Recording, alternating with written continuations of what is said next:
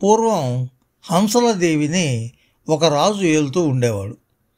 ఆ రాజుకు ఇందుమతి అని ఒక్కటే కుమార్తె ఉండేది. ఆ పిల్ల అస్తమానం దాది వెంట తోటలో తిరుగుతూ అక్కడ తాను చూసే ప్రతి పక్షిని గురించి, జంతువును గురించి ఆమెను అడిగి తెలుసుకుంటూ ఉండేది. ఇందుమతి ఒకనాడు ఒక తొండను చూసింది. ప్రళయానికి ముందు ఈ తొండలు కొండలంతగా పెరిగేవని, వాటిని మొయ్యలేనని భూదేవి మొరపెట్టుకుంటే బ్రహ్మదేవుడు వాటిని పెరగకుండా చేశాడని దాది ఆమెకు కథ చెప్పింది. ఇందుమతి ఆ తొండను పట్టుకొని తీసుకుపోయి తండ్రి ఒడిలో వేసింది. పరధ్యానంలో ఉన్న రాజుగారు దడుచుకున్నాడు. తర్వాత ఆయనకు కూతురు మీద పట్టరాని ఆగ్రహం వచ్చింది. అమాయకురాలైన ఇందుమతి కిలకిలా నవ్వి, ఇంత చిన్న తొండను చూసే దడుచుకున్నావే, ఇది పెరిగి చాలా పెద్దదైతే అప్పుడు ఏం చేస్తావు అని తండ్రిని వేళాకోళం పట్టించింది. ఈ తొండ నీ అంత పెరిగేదాకా నీకు పెళ్లి చేయను, ఏం చేస్తానో తెలిసిందా అని రాజు హుంకరించాడు. అదేం మాట మహారాజా, చిన్న పిల్ల ఏదో తెలియక చేసింది, క్షమించండి అన్నారు మంత్రులు వాళ్ళు. రాజు మరింత బిర్రబిగిసి, నా నోటంట వచ్చిన మాట జరిగి తీరవలసిందే అన్నాడు. రాజు ఇలా అన్నట్టు విని దాది ఇందుమతిని కౌగిలించుకొని, నా చిట్టి తల్లికి ఇంకా పెళ్లి కాదు గామాలు అని ఏడ్చింది. ఏడవకు పిన్ని, తొండ పెద్దదవుతుందిగా అన్నది ఇందుమతి. పెద్దది కాదు తల్లి, బ్రహ్మశాపం ఉందిగా అన్నది దాది. అది మొదలు ఇందుమతి ప్రతిరోజు, ఓ బ్రహ్మదేవుడా, నా ప్రార్థన ఆలకించి తొండ మీద నీ శాపం తీసిపారేయి, అది నా అంత పెరిగేటట్టు చేయి అని రహస్యంగా ప్రార్థించేది. బ్రహ్మదేవుడు శాపమే తీసేశాడో లేక ఆ తొండ మామూలు తొండల వంటిది కాదో, అది రోజు రోజుకు ఒక్కొక్క అంగుళం చొప్పున పెరుగుతూ ఇందుమతికి యుక్త వయస్సు వచ్చేసరికి పెద్ద మొసలి ప్రమాణానికి పెరిగింది. అది చూసి రాజుగారు లోపల చాలా సంతోషించాడు. ఆయన కోపావేశంలో నోరు జారి కూతుర్ని అంత మాట అనేశాడే కానీ ఆ మాట నిలబెట్టుకోవాల్సి వస్తుందేమోనని ఆయన చాలా భయపడ్డాడు. ఒకనాడు మంత్రి వచ్చి రాజుతో, మహారాజా, అమ్మాయి గారి పెళ్లి విషయం ఏమీ ఆలోచించారు అని అడిగాడు. అమ్మాయి పెంచిన తొండను చంపించి దాని గుండెకాయ పైకి తీయించండి. అమ్మాయి పెళ్ళి అన్ని దేశాలకు ఆహ్వానం పంపండి. వచ్చిన వారిలో ఆ గుండెకాయ ఏ జంతువుతో సరిగ్గా చెప్పిన వారికి అమ్మాయినిచ్చి చేద్దాం. ఎంతో తెలివిగల వాడైతే తప్ప కనుక్కోలేడు అన్నాడు రాజు. ఆ ప్రకారమే మంత్రి తొండను చంపించి దాని గుండెకాయ భద్రంగా బయటికి తీయించి ఒక గాజు జాడీలో పెట్టించాడు. తర్వాత ఇందుమతి పెళ్లికి మంచి రోజు నిర్ణయించి దూరదేశాల వాళ్ళు కూడా రావడానికి తగినంత వ్యవధి ఉండేటట్టుగా ఆహ్వానాలు పంపాడు. రాజకుమార్తె వివాహానికి రాజు చేసిన ఆలోచన గురించి వినగానే దాదికి చాలా చిరాకు వేసింది. ఈ రాజుగారికి ఆగ్రహం వచ్చినా చిక్కే, అనుగ్రహం వచ్చినా చిక్కే. ఆ గుండెకాయ తొండదని భూప్రపంచంలో ఎవడైనా కనుక్కోగలడా? పిల్లదానికి పెళ్లి కాకుండా ఉండేటందుకే ఆయన ఈ పని చేసినట్టుగా ఉంది అనుకున్నది ఆమె. పెళ్లి దగ్గర పడింది. దేశాల నుంచి అతిథులు వచ్చి దిగుతున్నారు. వారి కోసం ప్రత్యేకంగా ఏర్పాటు చేసిన విడిదికి వెళ్ళి దాది ఒక్కొక్కరినే చూసింది. ఒక్కరూ ఆవిడకు నచ్చలేదు. అందరూ అందరే. ఒక్కరూ మా ఇందు కాలి గోరుకు సమంకారు అనుకున్నది దాది. ఇంతలో చిలుకలదేవి రాజకుమారుడు వేంచేశాడు. మిగిలిన వారి మధ్య అతను చుక్కల్లో చంద్రుడల్లే ఉన్నాడు. మంచి అందగాడు, ఇందుమతికి ఈడైనవాడు, బుద్ధిమంతుడు. ఎలాగైనా రాజకుమార్తెను అతను చేసుకునేటట్టు చూడాలని దాది నిశ్చయించుకున్నది. ఆమె అంతఃపురానికి తిరిగి వెళ్ళి అక్కడ పనిచేసే 4 గోనివాళ్లలో నమ్మకమైన ఒకరిని పిలిచి, ఓరి, రేపే రాజకుమార్తె స్వయంవరం, విడిదిలో ఉండే వాళ్ళందరినీ పిలిచి గాజుజాడీలో ఉండే గుండెకాయ చూపించి అది ఏ జంతువుదో కనుక్కోమంటారు. కనుక్కున్న వాళ్ళకి అమ్మాయి గారినిచ్చి పెళ్లి చేస్తారు. అందుచేత నువ్వు ఏం చేయాలంటే, ఈ రాత్రి నువ్వు అతిథులందరూ ఉన్న విడిదికి పోయి ఎలాగైనా చిలకలదేవి రాకుమారుణ్ణి కలుసుకొని ఆయనతో రహస్యంగా జాడీలో ఉండే గుండె తొండదని చెప్పు. ఈ పని చేసుకువచ్చావంటే నీకు మంచి ఇనామిస్తాను. రహస్యం మరొకరికి తెలియనిచ్చావో నీ తల తీయించేస్తాను అన్నది. గూనివాడు సరేనని తల ఊపాడు. కానీ వాడు ఆ రాత్రి విడిదికి వెళ్ళలేదు. చిలకలదేవి రాకుమారుణ్ణి కలుసుకోనూ లేదు.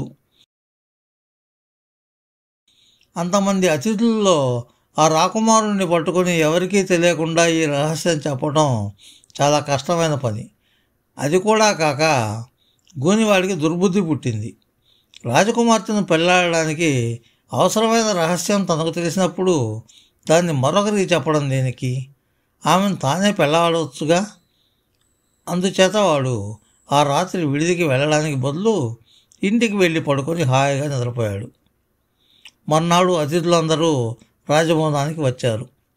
రాజుగారు వారందరికీ గాజుజాడీ చూపించి, ఇందులో ఉండే గుండెకాయ ఏ జంతువుతో కనుక్కున్న వారికి నా కుమార్తెనిచ్చి పెళ్లి చేయడమే కాక అర్ధరాజ్యం కూడా ఇస్తాను అని చెప్పాడు. ఎవరికి తోచిన జంతువు పేరు వారు చెప్పారు. కుక్క కన్నా చిన్న జంతువు పేరు ఎవ్వరూ చెప్పలేదు. కొందరు దాన్ని ఏనుగు గుండెకాయని కూడా చెప్పారు. అందరి వంతు అయిపోయాక గూనివాడు ముందుకు వచ్చి, మహారాజా, ఆ గుండెకాయ ఏ జంతువుదో నేను చెబితే నాకు అమ్మాయి గారినిచ్చి పెళ్లి చేసి అర్ధరాజ్యం ఇస్తారా అని అడిగాడు. అన్నమాట తప్పేది లేదు, తెలిస్తే చెప్పుకో అన్నాడు రాజు. అది తొండ గుండెకాయ అన్నాడు గూనివాడు. అందరూ గొల్లుమని నవ్వారు. రాజుగారు గంభీరంగా, నవ్వకండి, వాడు చెప్పేది నిజం. ఈ గుండెకాయ ఒక తొండది. అన్నమాట ప్రకారం ఈ గూనివాడికి మా పిల్లనిచ్చి పెళ్లి చేస్తాం. అతిథులంతా ఉత్సవంలో పాల్గొని మమ్మ ఆనందింపచే ప్రార్థన అన్నాడు. అప్పటికప్పుడే గూనివాడిని అలంకరించి పెళ్లి కొడుకుని చేశారు. ఆ తర్వాత విందు జరిగింది. అందులో గూనివాడి మిత్రులైన 3 గూనివాళ్ళు ఒక జట్టుగా వచ్చి హాస్యం చేసి అతిథులను కడుపుబ్బా నవ్వించారు. తర్వాత వాళ్ళు పెళ్లి కొడుకు దగ్గరకు వచ్చి, ఒరే, నువ్వు ఇప్పుడు రాజు అవుతున్నావు, రాజకుమార్తెను పెళ్లాడుతున్నావు, మంచి బహుమానాలు ఇచ్చి మమ్మల్ని సంతోషపెట్టరా అని అడిగారు. గూనివాడికి కోపం వచ్చింది. వాడు తాను కూర్చున్న చోటు నుంచి లేచి వచ్చి 3 నడ్డి విరిగేటట్టు తన్ని, గూనివెధవల్లారా, పోండి అవతలికి అన్నాడు. ఇదంతా చూస్తున్న రాజకుమార్తెకు ఆ గూనివాళ్ల మీద జాలి వేసి ఒక నౌకరుతో రహస్యంగా వాళ్ళు 3 నా గదికి తీసుకుపో, నేను ఇప్పుడే వచ్చి వాళ్లకు బహుమతులు ఇస్తాను అని చెప్పింది. భోజనాలు ముగియగానే ఇందుమతి గబగబా మేడ మీదకి వెళ్ళి తన గదిలో ప్రవేశించింది. ఆమె కోసం గూనివాళ్లు వేచి ఉన్నారు. ఇందుమతి తలుపు గడియబెట్టి గూనివాళ్ళకి ఇవ్వటానికి గాను తన పెట్టెలన్నీ తెరచి నగలు బట్టలు పైకి తీయసాగింది. ఇంతలో బయట అడుగుల చప్పుడు వినబడింది. తలుపు మీద ఎవరో తట్టారు. ఎవరు వారు అన్నది ఇందుమతి. రాజుగారు పెళ్లి కొడుకు పలికారు. ఏమి చేయాలో పాలుపోక ఇందుమతి గూనివాళ్లను తన పెట్టెల్లో పడుకోమని మూతలు వేసి తాళాలు బిగించింది. తర్వాత వెళ్ళి తలుపులు తెరిచింది. ఇందుమతి తండ్రి, కాబోయే భర్త లోపలికి వచ్చారు. వాళ్ళు ఎంతకీ వెళ్ళలేదు. ఇందుమతి తండ్రి చాలా పెద్ద ఉపన్యాసం చెప్పాడు. ఆడి తప్పడం తమ వంశంలో ఎన్నడూ లేదన్నాడు. తండ్రి మాట పాటించడం కూతురు విధి అన్నాడు. ఆడదానికి భర్తకు మించిన దైవం లేదన్నాడు. మహారాజుల్లో కూడా గూనివాళ్ళు ఉన్నారన్నాడు. సూర్యాస్తమయం కాబోయే వేళ వరకు ఇందుమతికి నీతులు బోధించి మహారాజు తన కాబోయే అల్లుడితో పెళ్లి ప్రయత్నాలు చూడబోయాడు. లగ్నం సరిగ్గా అర్ధరాత్రికి. వాళ్ళు వెళ్ళిపోగానే ఇందుమతి మళ్ళీ తలుపులు మూసి పెట్టెలు తెరిచింది. కానీ అప్పటికే గూనివాళ్ళు ఊపిరి సలపక చచ్చిపోయారు. ఇందుమతి తన దాదిని పిలిచి జరిగిందంతా చెప్పింది. దాది వెంటనే ఊళ్ళోకి వెళ్ళి ఒక ఆజానుబాహు అయిన వాడిని పట్టుకుని, ఒరే, ఒక రహస్యమైన పని నీ వల్ల కావాలి. రాజుగారి ఇంట్లో ఒక మూట ఉన్నది. దాన్ని చీకట్లో పట్టుకుపోయి సముద్రంలో పారేసి రావాలి. ముందు 10 రూపాయలు ఇస్తాను. పని పూర్తి చేసుకువచ్చాక మరో 20 రూపాయలు ఇస్తాను అన్నది. కట్టె కొట్టి బేడా పావలా సంపాదించుకునే ఆ పేదవాడికి ఇది చాలా మంచి బేరంగా కనపడింది. దాదివాడిని వెంట పెట్టుకొని ఇందుమతి గదికి తెచ్చింది. అక్కడ ఒక గోతం ఉన్నది. కట్టెలు కొట్టేవాడు దాన్ని ఎత్తుకుని వెళ్ళిపోయాడు. దాన్ని వాడు సముద్రంలో పారేసి మిగిలిన 20 రూపాయలు పుచ్చుకోవడానికి వచ్చాడు. కానీ వాడు వచ్చేసరికి గోతం ఎప్పటి చోటే ఉన్నది. ఈ గోతం చాలా జుత్తులం మారిది.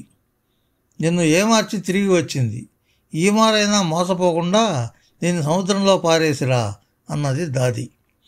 ఈసారి కట్టెలు కొట్టేవాడు సముద్రం లోతుకు వెళ్ళి గోతాన్ని పారేసి వచ్చాడు. కానీ వాడు వచ్చేసరికి మళ్ళీ గోతం యథాస్థానంలో ఉన్నది. కట్టెలు కొట్టేవాడికి పట్టరాని ఆగ్రహం వచ్చింది. ఈ గోతాన్ని సముద్రం దగ్గరకు తీసుకుపోయి గోతం తెరిచి చూశాడు. లోపల ఒక గూనివాడి శవం కనిపించింది. చచ్చినట్టు నటిస్తావా?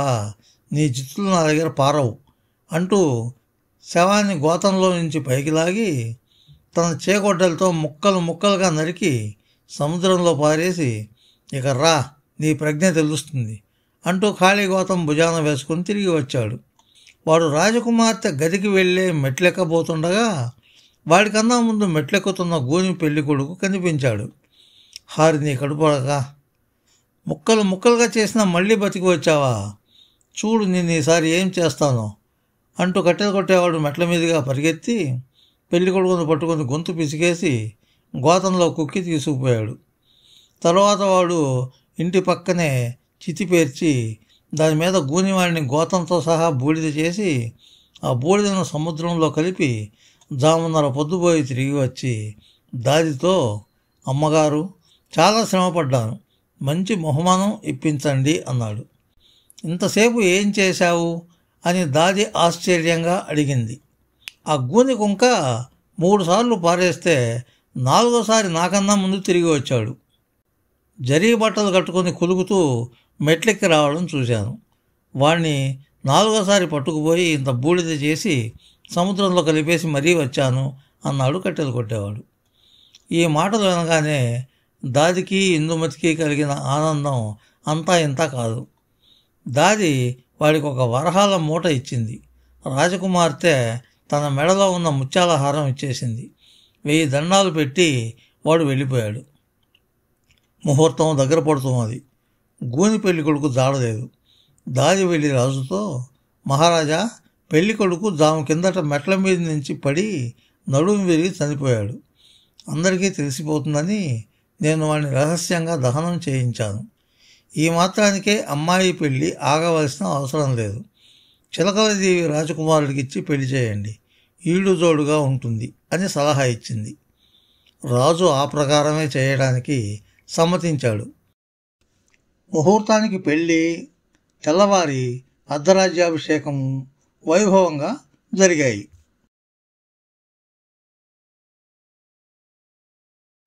ఫ్రెండ్స్, ఈ వీడియో మీకు నచ్చితే లైక్ చేయండి, మీ మిత్రులకు కూడా షేర్ చేయండి. మా ఛానల్ కి మొదటిసారి వచ్చినట్లయితే సబ్స్క్రైబ్ చేసి పక్కనున్న బెల్ ఐకాన్ని యాక్టివేట్ చేయండి. మా ఛానల్లో అప్లోడ్ చేసే ప్రతి వీడియో మీకు నోటిఫికేషన్ రూపంలో వస్తుంది. Thank you friends. Thank you very much for watching this video. Bye bye.